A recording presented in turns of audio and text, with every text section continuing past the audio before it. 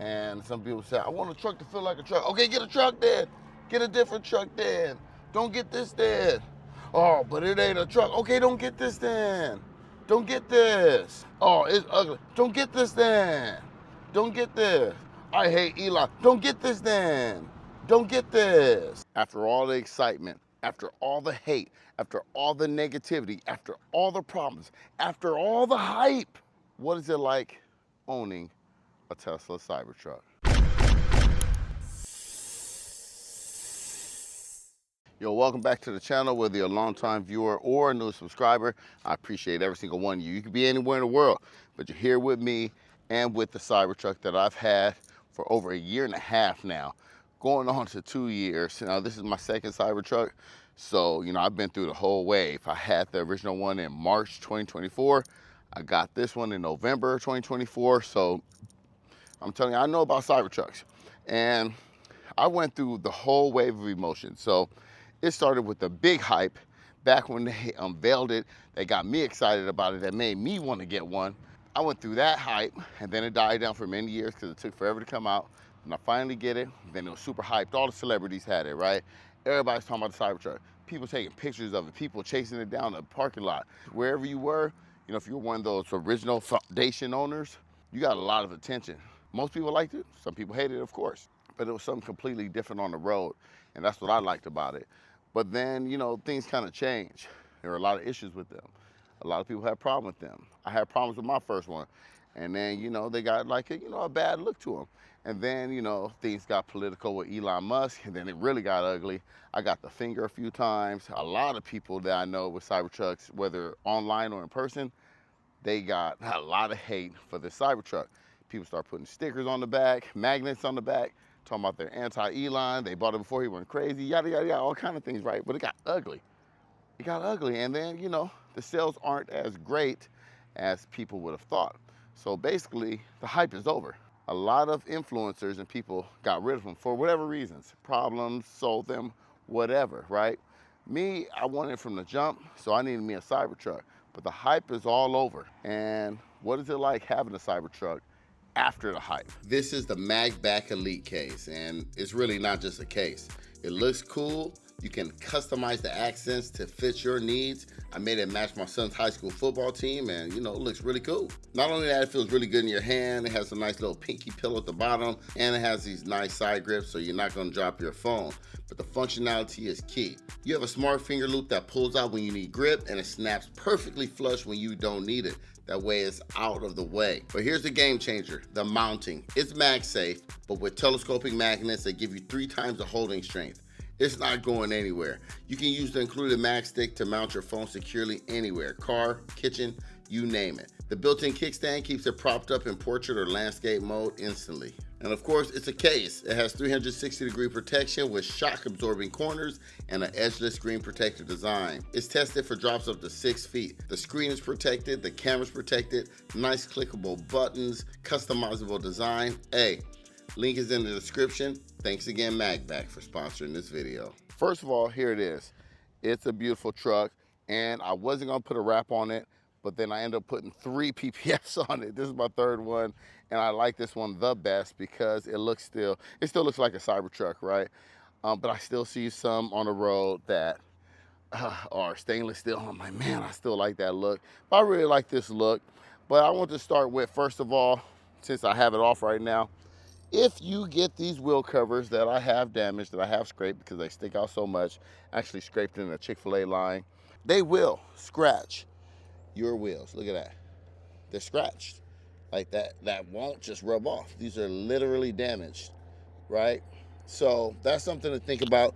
I know some people who have these and don't keep them on. And if you want to inflate the tires, you got to take this off. So they're a little bit of a pain, but I don't know, I like the way they look. Not hard to put on at all. Wow. Very cool looking. I feel like that's what makes a Cybertruck look like a Cybertruck. But people do all kind of mods to them. And I still love the truck. I still love the way it looks. I still love the way it drives. The attention has died down a lot. Every once in a while, I have someone ask me, hey, what does it look like inside? because you know you always see the exterior, but you don't know what the inside looks like. Still to this day, people ask me about that, and you know it's attention grabbing. It is. If you don't like attention, don't get the Cybertruck. There are plenty of other vehicles and trucks out there where you'll just fit in with the rest of them. But I am still getting attention as far as people asking me about it, asking me what's inside. People at work who've known me the whole time I've owned one, they still ask me questions about it because it is a very interesting vehicle. And I knew it was gonna be that way when I first ordered it. And that's just me. I like different things. Look what happens when you touch those wheel covers. Look at that. Ugh, nasty. But anyway, look at that. And some of the things that really stand out to me is you'll see so many of these with so many different wraps on it, so many different looks, but it's still a Cybertruck. I still got my third-party light bar up there. It is turning a little yellow right now, if you can see that. I still got my Tesla roof racks on there. Basically, I kept it the same, just added a few things here and there. Some of the big things I added, that rear camera. Also added this little tailgate shield. And also I added these Molly panels on the inside, but I made it my own, right? And not much has changed over the course of a year and a half that I've had a Cybertruck. The exterior has basically stayed the same. The front is still powered. Every once in a while, my front trips out on me. Look, it did it right there, right? It didn't want to open, and I took it to the, oh, there it goes, delayed. I've taken it to the service center, and I haven't been able to prove it to them or show it to them, but there it is on film for the first time. But that gives me a little bit of trouble right there. But I like to go ahead and show you what's going on the exterior. It's held up well. Don't look at my wrap, it's not perfect, but the Cybertruck is a beautiful vehicle, right? I have lots of things to say about the look of it, and looks are very, very subjective, but it has held up well over that amount of time. I got my cant rails replaced. Have a really cool video coming out about those, so stay tuned for that. But the interior, I have the gray, and I'm glad I went with the gray because this thing gets dusty where I live. I've taken it off-road, yes, but it gets dusty, it gets dirty. Those are the OEM floor mats, all weathers, but look how dirty it is. But I like it like that. Man, people try to clown my seat cover right here, but I did that to protect the seat because on my original one, it used to get wrinkly. And I know they got better ones out there, but you know what? I ain't tripping on that. I like the way it looks, and it's for me. You know, I know I make YouTube videos, and I know I'm supposed to look the best, and everything needs to be perfect, but I'll just keep it real with y'all. Y'all already know that. It gets super dusty in here, and I guess any vehicle would get dusty, and I know it's a truck, so I don't really trip on that at all, right? The back seat held up really well, but like all Teslas especially, you guys see over there how it gets a little scuffed up on the wall. They do that, right? They do that, and I use this. I've taken it to the beach. I've taken it to the mountains. Like, I don't baby this truck at all, and you know, people do things differently. I did not mean to have my Cyber backpack in here, but I do use that. That's pretty cool, and that is not official from Tesla. But people use their vehicles differently. I know people that want to keep this. I know people that want to keep it looking pristine, but that's not me at all. But my tires, I have 13,000 miles. I think close to 13,000 miles. These tires are getting close. I have rotated them a couple times because I threw other wheels and tires on there, but they're holding up pretty nicely. I don't need to change them out yet. Oh no, I got almost 15,000 miles on here. That's what I'm telling you. I'll be moving. I'll be taking this all over, man. I've taken it on 2 long road trips. I've taken it up to Napa. I've taken it to Fresno.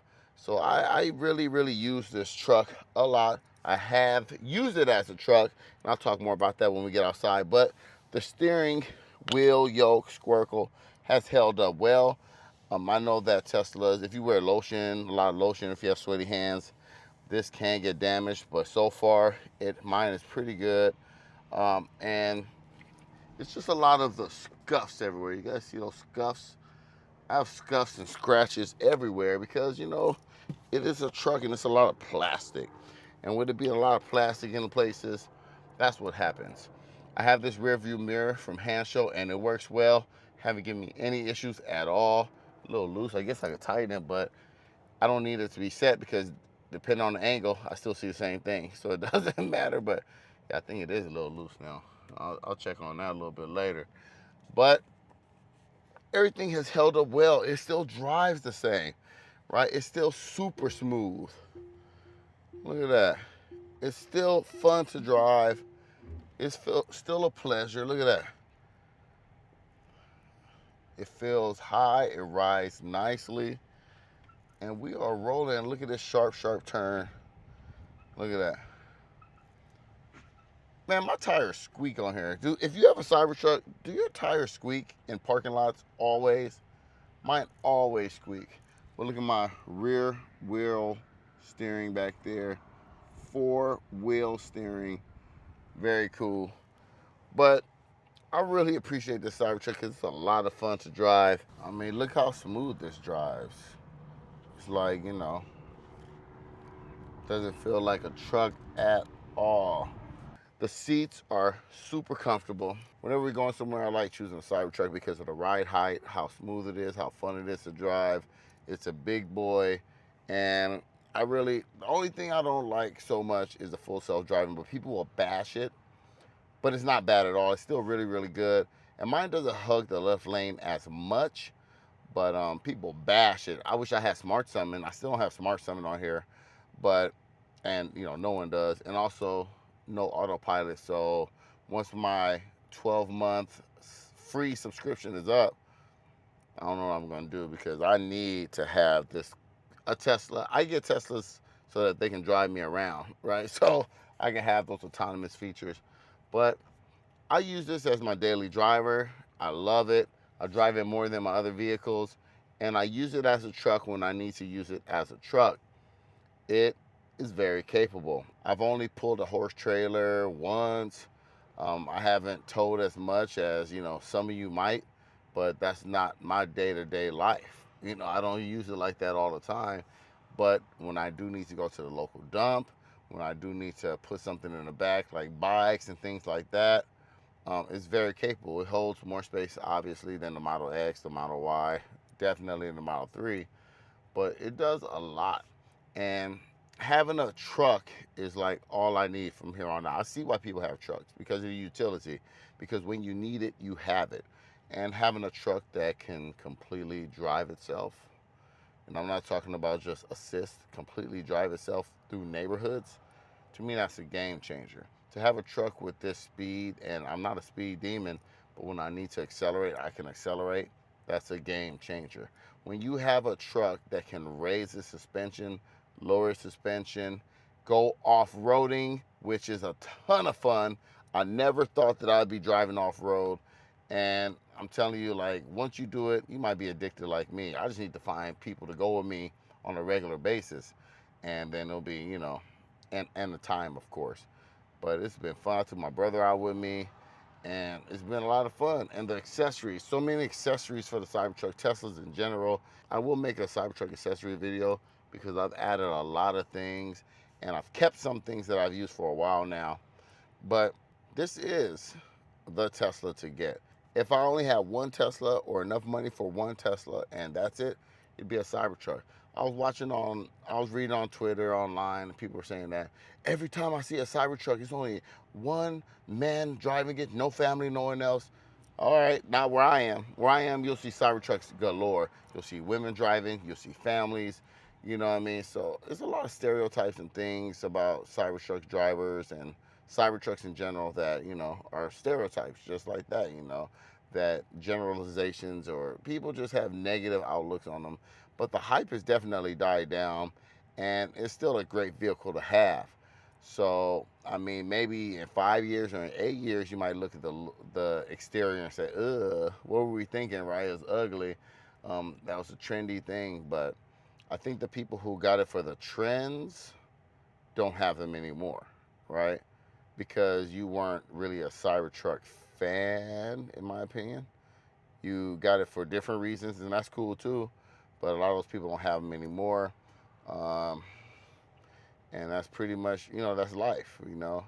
You think you want something, it's all trendy, it's all popping, and then you realize, nah, man, that's weird. I don't want that no more. That ain't for me. So, and that's cool. That goes with everything else. But for me, man, the Cybertruck is me. It's the perfect vehicle for me. I did have problems with my first one, and I said I've had some issues with this one. If they get to be as bad as my first one, then that'll be the time where I say, hold up, what's really going on? Is it a Cybertruck issue or what? But it's not to that point yet. But we'll see what's up. Hopefully, I mean, I didn't break down the vehicle, but I wanted to let you know what life was like afterwards, and it's still good. It's still a great truck. You know, it's still the one that I prefer to drive. Not the most efficient. Again, you saw my efficiency numbers, right? You see my efficiency numbers right here. Lifetime, right? Look at that. 40 to 25 watt hours per mile. I mean, yeah. And again, I don't told that much, but it is a consumption beast, but it's a big vehicle. It's big. It demands a lot. And you know, there are definitely less efficient vehicles out there. Less efficient EVs. But this one's fun, man, and I've had more fun than I thought I would, and I really appreciate that. Hey, thanks for watching. I appreciate every single one of you. Don't forget, Cobra told you. All right, y'all.